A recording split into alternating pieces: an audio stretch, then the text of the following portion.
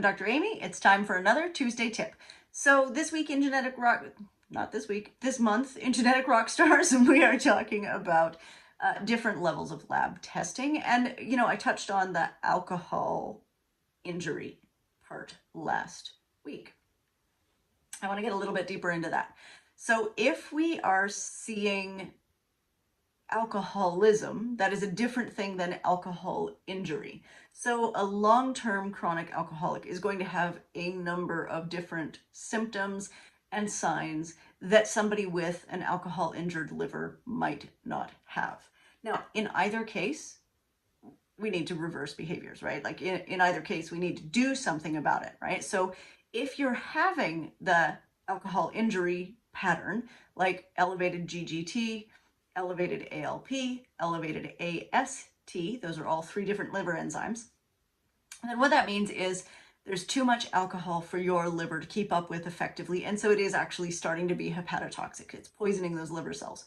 We don't want that, right? Whether you're drinking a normal amount or not. And I have seen this in patients who really truly drink, you know, I might have 2 drinks twice a week.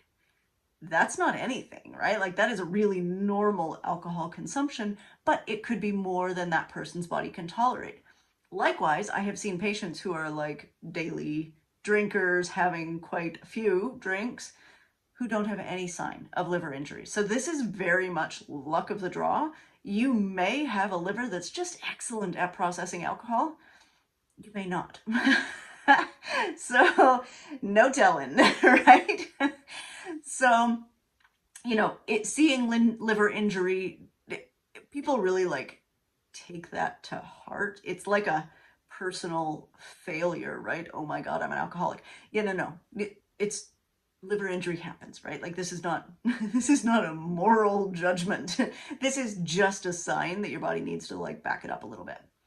Now, chronic alcoholism, also not a moral judgment, by the way, but chronic alcoholism comes with additional symptoms, especially in later stages, right? We start to see severe nutritional deficiencies because in later stages, a lot of times meals and calorie intake is largely liquid, right? Like we're not actually getting nutrient content anymore. We're just getting alcohol.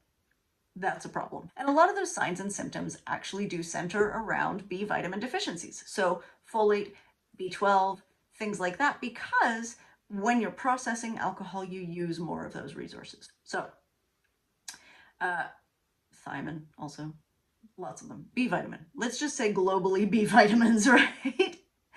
So they're different things. But if you do have an alcohol injury pattern on your lab tests, remember that just indicates too much for your body. It's not a moral judgment. Okay, Tuesday tip. Bye, guys.